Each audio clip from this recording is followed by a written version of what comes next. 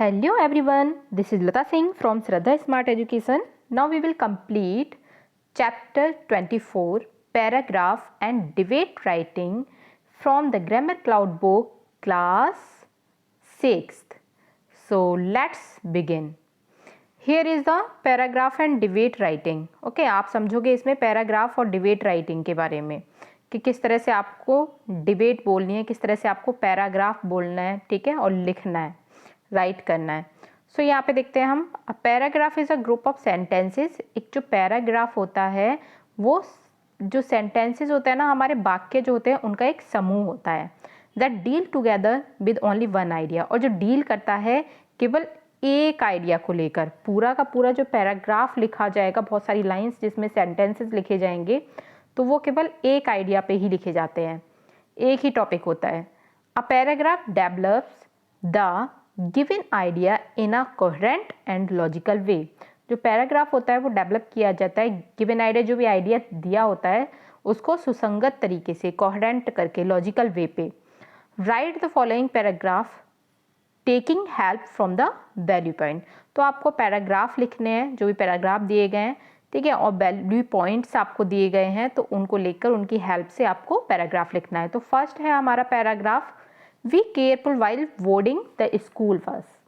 Okay, तो we careful, हमें careful रहना चाहिए वाइल बोर्डिंग द स्कूल बस में चढ़ते समय.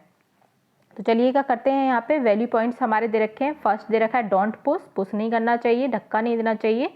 हेल्प द लिटिल किड्स, छोटे बच्चों की हेल्प करनी चाहिए. फॉर्म क्यू, अब लाइन बना के चलना चाहिए, कतार में जैसे चलते हैं सीधे.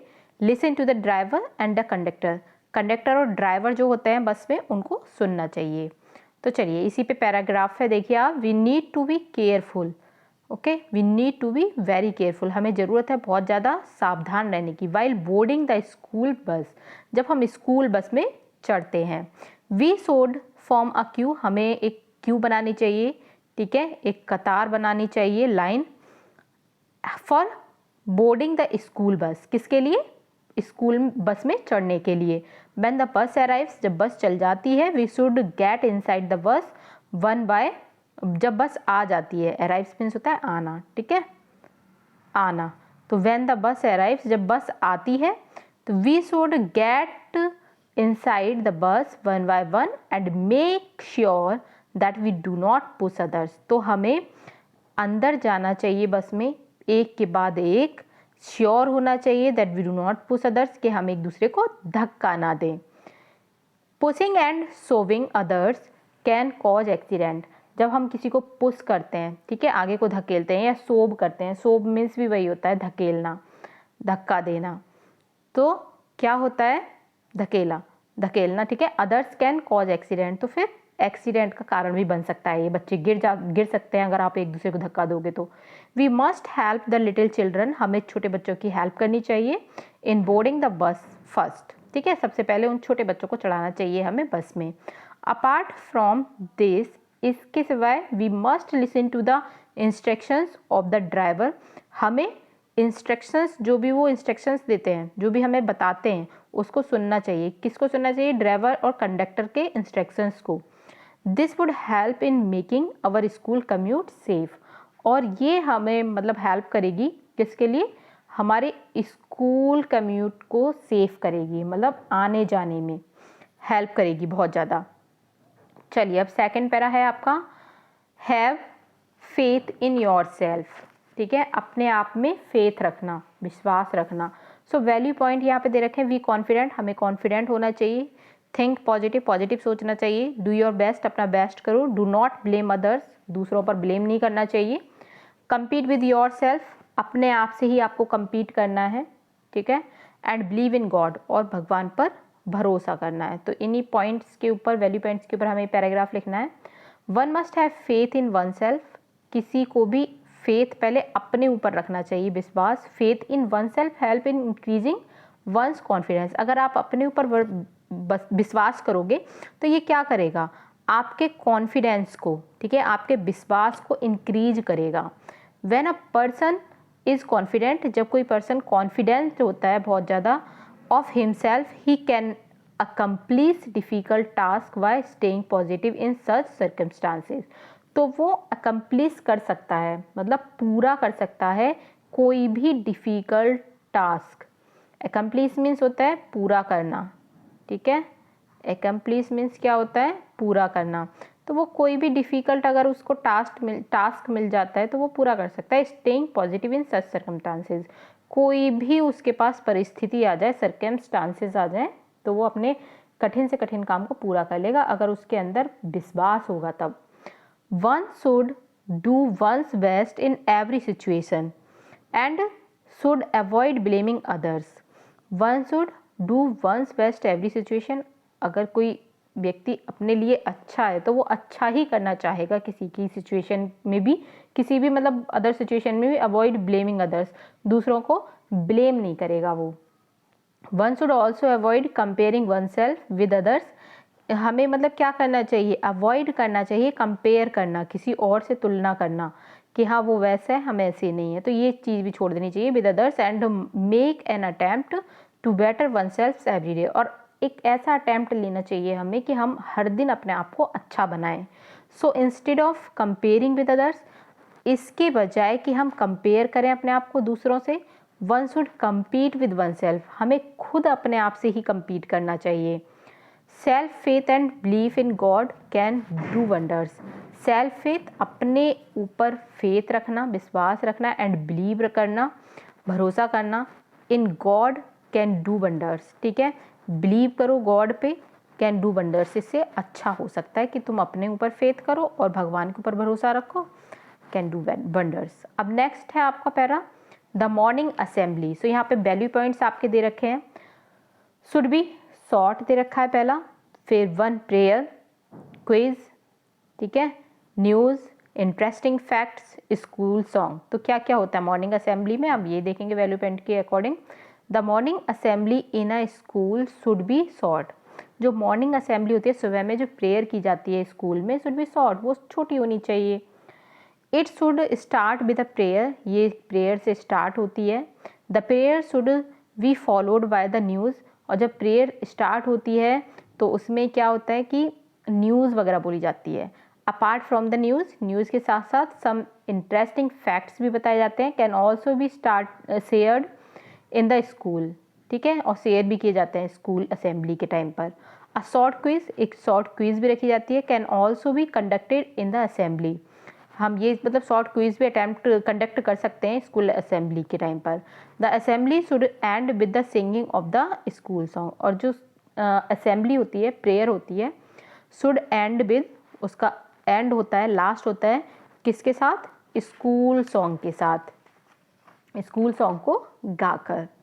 चलिए अब देखते हैं हम व्हाट इज डिबेट, डिबेट क्या है।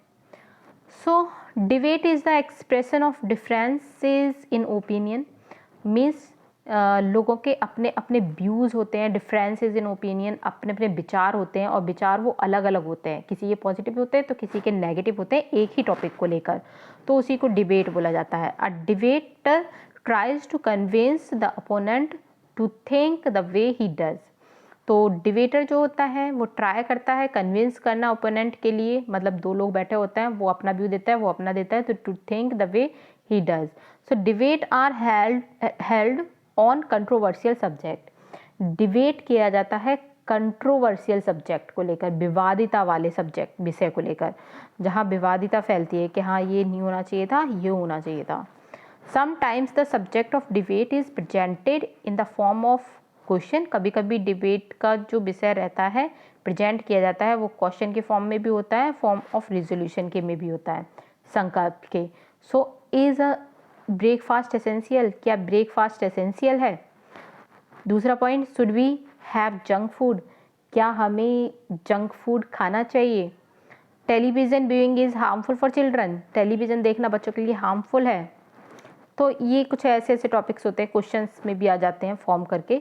रिमेंबर में आप देखोगे the topic for a debate should be given a day before when the student presents their views, जो बच्चे होते हैं स्कूल में, ठीक है, विद्यार्थी होते हैं, तो वो अपने अपने व्यूज़ प्रेजेंट कर सकें। The audience should be allowed to raise question, जो ऑडियंस होती है, सुनने वाले जो होते हैं, वो अपने अपने क्वेश्चन रेज कर सकें, पूछ सकें। This ensures 100% participation and the listeners get alert, जो लिसनर्स हों वो भी आपको देखनी चाहिए कि वो अलर्ट रहें जो सुन रहे हैं in the classroom, and situation becomes lively, और सिचुएशन ऐसी होनी चाहिए बिल्कुल सुनने वाली। The following expression are useful in preparing your argument, तो कुछ एक्सप्रेशन हैं यहाँ पे दिए गए हैं, यूजफुल हैं ये आप अगर आर्ग्यूमेंट को प्रिपेयर कर रहे हो तो। देखिए यहाँ पे, I would like to raise a question, argue, in my opinion, मेरे ओपिनियन से ये होगा, I feel very strongly, I would like to draw your attention, I fail to understand, मुझे समझ नहीं आ रहा है, माई फर्स्ट आर्ग्यूमेंट, मेरा पहला आर्ग्यूमेंट ये है, आई फर्मली रिजेक्ट, मैं इसको पूरी तरह से रिजेक्ट करता हूँ, आई होल हार्टेडली सपोर्ट, हाँ मैं पूरे तहे दिल से इस चीज़ को सपोर्ट करूँगा जो आपने कहा। तो कुछ ऐसे पॉइंट्स होते हैं जिनको आप लेते हो डिबेट में। तो फर्स्ट है हमारा right for against the following topics, इनके अगेंस्ट आपको बोलना है।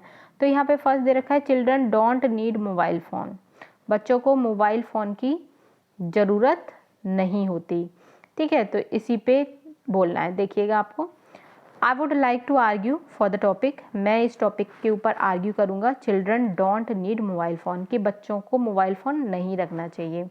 इन माई ओपिनियन, मेरे ओपिनियन से mobile are a big waste of time, mobile क्या है, बिग वेस्ट ऑफ टाइम है, बहुत ज़्यादा समय बर्बाद करता है। Children should not waste their time on mobile, बच्चों को मोबाइल पर टाइम वेस्ट नहीं करना चाहिए, and should rather concentrate on their studies, इसके बजाय उनको अपनी स्टडीज़ पे कॉन्सेंट्रेट करना चाहिए। This would help them in building a better future excessive, और जिससे कि क्या होगा, इनका बिल्ड होगा बेटर फ्यूचर, अच्छा भविष्य बनेगा। Excessive mobile uses can cause serious health issues and can also affect one's concentration, तो अगर एक्सेसिव यूज़ करोगे मोबाइल का, ज़्यादा यूज़ करना, एक्सेसिव मीन्स होता है जब हम ज़्यादा यूज़ करते हैं मोबाइल फ़ोन का, तो ये सीरियस हेल्थ इश्यूज़ बन सकते हैं, मतलब गंभीर समस्याएं हो सकती हैं आपकी हेल्थ को लेकर। कैन ऑल्सो अफेक्ट, और ये अफेक्ट भी कर सकता है, प्रभाव डाल सकता है वंस कॉन्सेंट्रेशन, आपके कॉन्सेंट्रेशन पे, कि आपके पढ़ाई में कमी आ जाए। So by using mobile phone children can get access to adult content, जब मोबाइल फ़ोन यूज़ कर रहे होते हैं तो बच्चे कभी कभी क्या कर सकते हैं कि एडल्ट कंटेंट जो आ जाते हैं, ठीक है, बड़ों के देखने वाली चीज़ें आ जाती हैं, वो भी देख लेता है, that is not mean for them, जो कि उनके लिए उसका कोई मतलब नहीं होता। They may also become a victim of cyber bullying, और कभी कभी साइबर बुलिंग का शिकार भी हो जाते हैं। साइबर बुलिंग मतलब बदनामी जिससे होती है, ठीक है, एंड स्टॉकिंग, लोग वक्त मतलब स्टॉकिंग करना शुरू कर देते हैं, पीछा करना बाय यूजिंग मोबाइल को यूज़ करके। So I strongly believe that children don't need mobile phone, तो मैं स्ट्रांगली इस चीज़ में बिलीव करता हूँ कि बच्चों को मोबाइल फ़ोन नहीं चलाना चाहिए। अब आता है आपका second, student should wear only school uniform in school, क्या स्टूडेंट्स को केवल यूनिफॉर्म ही पहननी चाहिए स्कूल में? तो देखिए इसके लिए भी आपका एक डिबेट है, तो यहाँ पे I would like to argue against the topic, मैं इस टॉपिक पे मतलब क्या करूँगा, आर्ग्यू करूँगा, बहस करूँगा इस टॉपिक को लेकर। तो क्यों बहस करेगा, student should wear only school uniform, ये टॉपिक है आपका। अब वो स्टार्ट किया उसने, इन माई ओपिनियन, मेरे ओपिनियन से, मेरे विचारों से क्या होना चाहिए, children should be allowed to wear whatever they wish for going to school, कि बच्चों को अलाउ कर देना चाहिए कि जो भी वो पहनना चाहते हैं वो पहनकर स्कूल जा सकते हैं। आई फेल टू अंडरस्टैंड, मैं इस चीज़ को समझने में फेल हूँ कि why school uniform is made compulsory in school, कि स्कूल यूनिफॉर्म कंपलसरी क्यों है स्कूल में। And India is a poor country, और आपको पता है कि इंडिया पुअर कंट्री है, and many parents can not afford to purchase school uniform, और बहुत सारे पेरेंट्स ऐसे हैं जो स्कूल यूनिफॉर्म को परचेज नहीं कर सकते फॉर देयर चिल्ड्रन, अपने बच्चों के लिए। So this acts as a hindrance to the children to attend school, तो ये क्या है, ये एक बाधा बन जाते हैं। हिंड्रेंस मीन्स होता है बाधा, वेट, हिंड्रेंस मीन्स होता है बाधा। तो इससे क्या होता है कि बच्चों के लिए स्कूल अटेंड करने में प्रॉब्लम आती हैं, यूनिफॉर्म नहीं होती, तो इसलिए hence there should be no school uniform in school, इसलिए बच्चों के लिए स्कूल में यूनिफॉर्म नहीं होनी चाहिए। ओके, अब थर्ड आता है आपका morning assembly should not be held every day, हर दिन मॉर्निंग असेंबली नहीं करानी चाहिए, ठीक है, इस पर भी क्यों नहीं करानी चाहिए? अब देखिए यहाँ पे I would like to speak against the topic. मैं इस टॉपिक के अगेंस्ट हूँ, ठीक है, बोलना चाहता हूँ कि morning assembly should not be held every day, कि मॉर्निंग असेंबली हर रोज़ नहीं करानी चाहिए। अब देखिए morning assembly is important, morning assembly important होती है as it sets our day on a positive note. ये हमारा दिन सेट करती है पॉजिटिव नोट में, ठीक है, डेली का डेली पॉजिटिव एनर्जी हमें मिलती है जब हम प्रेयर करते हैं सुबह में। It makes students feel fresh and energetic, ये विद्यार्थियों के लिए एनर्जेटिक होती है, ठीक है, फील कराती है freshness. It gives an opportunity, और इससे अपॉर्चुनिटी मिलती है to all the student of school to interact with each other, कि बच्चे सारे एक दूसरे से इंटरेक्ट कर पाते हैं। जब प्रेयर में सारे बच्चे खड़े हो जाते हैं तो एक दूसरे को देख पाते हैं, इंटरेक्ट कर पाते हैं, बात कर पाते हैं। Morning sunlight is considered to be the best and the morning assembly is the perfect event to receive it. Morning sunlight जो मिलती है बच्चों के लिए वो बेस्ट होती है, और द मॉर्निंग असेंबली जो कि मॉर्निंग असेंबली में मिलती है, और ये परफेक्ट इवेंट होता है, रिसीव करते हैं जो बच्चे। Moreover morning assemblies develop a feeling of being united among the student. अब देखिए जो मॉर्निंग असेंबली होती है वो डेवलप करती है एक ऐसी फीलिंग को कि सभी के अंदर एक एकता है, ठीक है, सब एक साथ खड़े हैं। They inspire them when someone with an achievement is rewarded in front of the entire school, और जब किसी को कुछ अचीवमेंट मिलता है, रिवॉर्ड मिलता है, ठीक है, तो उस टाइम पर भी बहुत अच्छा रहता है। एंटायर स्कूल जब इकट्ठा होता है उसके सामने उसको कुछ अवार्ड मिलता है। Therefore morning assembly school be a part of a students daily life. इसी के साथ साथ मॉर्निंग असेंबली जो है स्कूल में जो होती है वो एक हिस्सा है विद्यार्थियों के डेली लाइफ का, ठीक है, तो मॉर्निंग असेंबली भी होनी चाहिए। आपको कैसा लगा मॉर्निंग असेंबली वगैरह का ये जो डिबेट थी और पैराग्राफ थी? आई होप कि आपको समझ आया होगा किस टाइप से आपको लिखना है। तो करिएगा शेयर अपने अपने फ्रेंड्स को और सब्सक्राइब करिएगा चैनल को। Thanks for watching.